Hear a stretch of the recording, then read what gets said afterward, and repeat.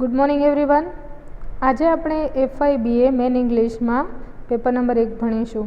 Paper number 1 topic છે the open window by H.H. Munro.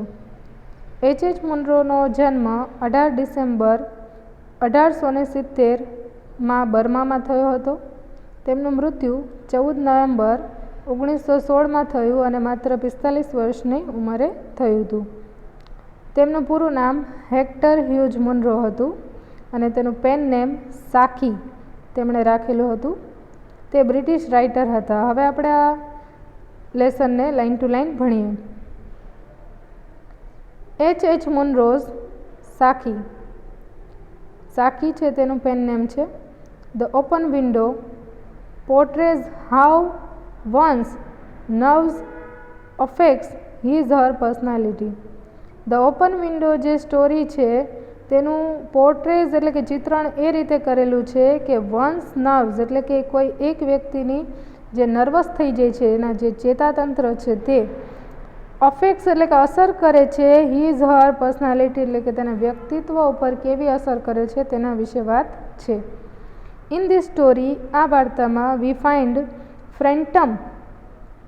આપણને ખબર પડે છે કે ફ્રેન્ટમ છે ઓન અ ટ્રીપ કે એક ટ્રીપ ઉપર હોય છે. ઇન્ટેન્ડેડ એટલે કે તે હેતુથી તે ટ્રીપ ઉપર હોય છે. એઝ અ નર્વ ક્યોર એટલે કે તે એને જે નર્વસ સિસ્ટમ જે નર્વસ થતા હતા તેના ઈલાજ માટે થઈ અને તે એક ટ્રીપ પર નીકળે છે. He gets into an unfamiliar situation. તે એક અજાણી પરિસ્થિતિમાં મુકાઈ જાય છે. દેટ અફેક્ટ્સ હિઝ નેગેટિવિટી કે જે અસર કરે છે નેગેટિવલી એટલે કે નકારાત્મક રીતે આ જે પરિસ્થિતિ છે તે એના ઉપર અસર કરે છે. In the very beginning of the story એટલે કે વાર્તાની શરૂઆતમાં વી કમ ટુ નો ધેટ ફ્રેન્ટમ ન્યુટલ. આપણને ખબર પડે છે કે ફ્રેન્ટમ ન્યુટલ છે સફર્સ કે જે પીડાય છે ફ્રોમ નર્વસનેસ એટલે કે તે ગભરાટ જે છે એનાથી પીડાતા હોય છે. He goes to spend some time alone. તે એકલા સમય વિતાવે છે એટ હિઝ સિસ્ટર્સ સજેશન કારણ કે તેની સિસ્ટરે તેને સલાહ આપી હતી, સૂચના આપી હતી, તેથી તે થોડો સમય છે તે એકલા વિતાવે છે. He is introduce with a few members of the community. Community એટલે કે સમુદાય. તેને ઇન્ટ્રોડ્યુસ કરવામાં આવે છે અમુક મેમ્બર્સનો જે સમુદાય સમાજનો જે હોય હિસ્સો તેનાથી તેને ઇન્ટ્રોડ્યુસ કરવામાં આવે છે. First he goes on a visit to the Sappleton house. સેપલ્ટનના ઘરની તે મુલાકાત લે છે તેની. વેર હી મીટ્સ 15-year-old વેરા. વેરા નામની છોકરી છે જે 15 વર્ષની છે તેનાથી તેની મુલાકાત થાય છે. ધ નીસ ઓફ મિસિસ સેપ્લેટન કે તે મિસિસ સેપ્લેટનની ભત્રીજી હતી. વેરા અકમ્પનીઝ ન્યુટલ વાઇલ હી અવેઇટ્સ મિસિસ સેપ્લેટન કે વેરા છે તેને સાથ આપે છે કે જ્યારે ન્યુટલ છે તે મિસિસ સેપ્લેટનની રાહ જોતા હોય છે તે દરમિયાન વેરા છે તેનો સાથ આપે છે. Vera comes to know that Nuttel has not met the Sappletons. Vera છે તેને ખ્યાલ પડે છે કે ન્યુટલ છે તે સેપ્લેટનને આના પહેલાં મળેલો નહોતો. So she inform him about the family. તેથી તે ફેમિલી વિશે માહિતી છે તે આપે છે.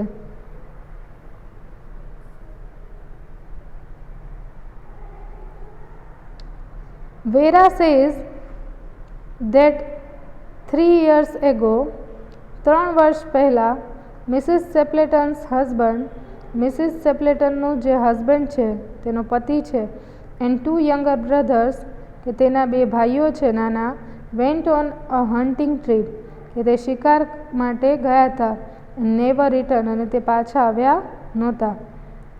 શી ડિસ્ક્રાઇબ્સ ધ ક્લોથ્સ. તેમણે પહેરેલા વોર એટલે પહેરવું.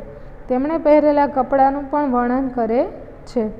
The dog that accompany them. કૂતરો પણ તેમની સાથે હતો. And the song sung by Mrs Sappleton's brother. અને મિસિસ સેપ્લેટનનો ભાઈ છે તે ગીત ગાતો ગાતો ગયો હતો. Vera says that her aunt still waits for them. Vera કહે છે કે તેની જે કાકી છે તે હજી પણ રાહ જુએ છે તેઓની. And she watches window expecting their return.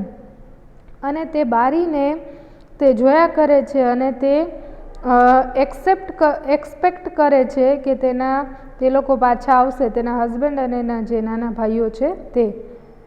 Van Mrs Sappleton arrives. જ્યારે મિસિસ સેપ્લેટન આવે છે, she tells Nuttel that she expects her husband. તે ન્યુટલને કહે છે કે તેને એમ હતું કે તેના હસબન્ડ આવશે.